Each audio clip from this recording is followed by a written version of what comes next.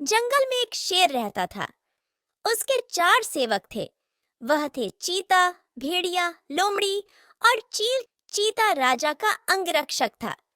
सदा उसके पीछे चलता लोमड़ी शेर की सेक्रेटरी थी। चील दूर दूर तक उड़कर समाचार लाती।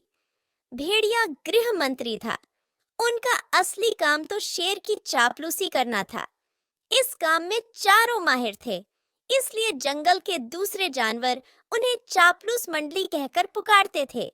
शेर शिकार करता, जितना खा सकता वह खाकर बाकी अपने सेवकों के लिए छोड़ जाया करता था। उससे मजे से चारों का पेट भर जाता। एक दिन चील ने आकर चापलूस मंडली को सूचना दी। भाइयों, सड़क के किनारे एक ऊंट बैठा है। भेड़िया चौंका। ऊंट किसी काफिले से बिछड़ गया होगा। चीते ने जीभ चटकाई। हम शेर को उसका शिकार करने को राजी कर लें तो कई दिन दावत उड़ा सकते हैं।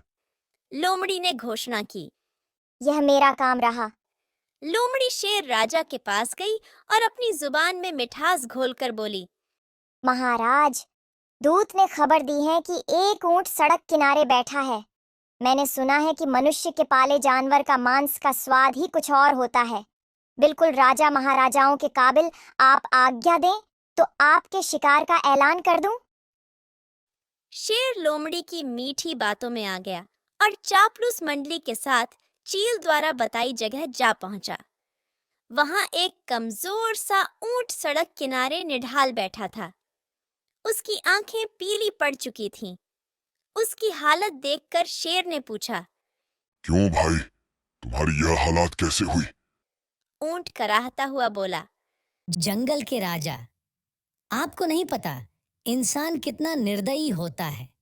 मैं एक ऊंटों के काफिले में एक व्यापार माल ढो रहा था। रास्ते में मैं बीमार पड़ गया। माल ढोने लायक नहीं, उसने मुझे यहाँ मरने के लिए छोड़ दिया। आप ही मेरा शिकार कर मुझे मुक्ति दीजिए। ऊंट की कहानी सुनकर शेर को दुख हुआ। अचानक उसके दिल में राजाओं जैसी उदारता दिखाने की जोरदार इच्छा हुई। शेर ने कहा। ऊंट, तुम्हें कोई जंगली जानवर नहीं मारेगा। मैं तुम्हें आश्वासन देता हूँ, तुम हमारे साथ चलोगे और उसके बाद हमारे साथ ही रहोगे। चापलूस मंडली के चेहरे लटक गए। भेड़िया फुसफुसाया। ठीक है, हम बाद में इसे मरवाने की कोई तरकीब निकाल लेंगे। फिलहाल शेर का आदेश मानने में ही भलाई है। इस प्रकार ऊंट उनके साथ जंगल में आया। कुछ ही दिनों में हरी घास खाने व आराम करने से वह स्वस्थ हो गया। ऊंट शेर राजा का बहुत आभारी था। शेर को भी ऊंट का निस्वार्थ प्रेम और भोलापन भाने लगा। ऊंट के तगड़ा होने पर शेर की शाही सवारी ऊंट के ही आग्रह पर उसकी पीठ पर निकलने लगी। एक दिन चापलूस मंडली के आग्रह पर शेर ने हाथी पर हमला कर दिया। दुर्भाग्य से हाथी पागल निकला। शेर को उसने सूंड से उठाकर पटक दिया। शेर उठकर बच निकलने में सफल तो हो गया, पर उसे चोटें बहुत लगीं। शेर लाचार होकर बैठ गया। शिकार कौन करता? कई दिन न शेर ने कुछ खाया और न सेवकों ने। चील बोली। और कितने दिन भूखे रहा जा सकता है? लोमड़ी बोली। हद हो गई, हमारे पास एक मोटा ताजा ऊंट है और हम भूखे मर रहे हैं। चीते ने ठंडी सांस भरी। क्या करे, शेर ने उसे जीवन दान जो दे रखा है। देखो तो ऊंट की पीठ का कुबड़ कितना बड़ा हो गया है। चर्बी ही चर्बी भरी है इसमें।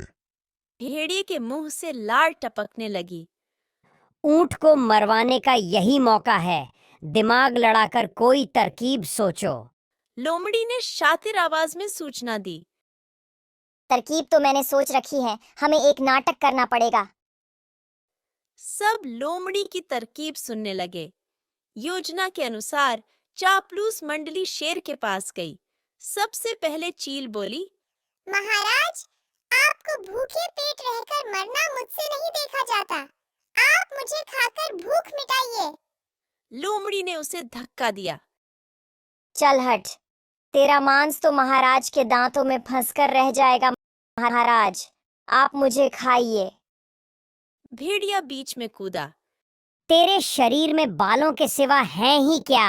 महाराज, मुझे अपना भोजन बनाएंगे। अब चीता बोला, नहीं, भेड़िए का मांस खाने लायक नहीं होता मालिक। आप मुझे खाकर अपनी भूख शांत कीजिए। चापलूस मंडली का नाटक अच्छा था। अब ऊंट को तो कहना ही पड़ा। नहीं महाराज, आप मुझे मारकर खा जाइए। मेरा तो जीवन ही आपका दान दिया हुआ है। मेरे रहते आप भूखे मरें, यह नहीं होगा। चापलूस मंडली तो यही चाहती थी। सभी एक स्वर में बोले, यही ठीक रहेगा महाराज। अब तो ऊंट खुद ही कह रहा है। चीता बोला, महाराज, आपको संकोच हो तो हम इसे मार दें।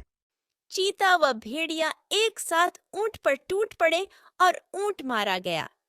इस कहानी से हमें यह सीख मिलती है कि चापलूसों की दोस्ती हमेशा खतरनाक होती है। अगर आपको यह वीडियो पसंद आया तो इसे लाइक करें, शेयर करें और हमारे चैनल वर्ल्ड विंडो स्टूडियो को सब्सक्राइब करें।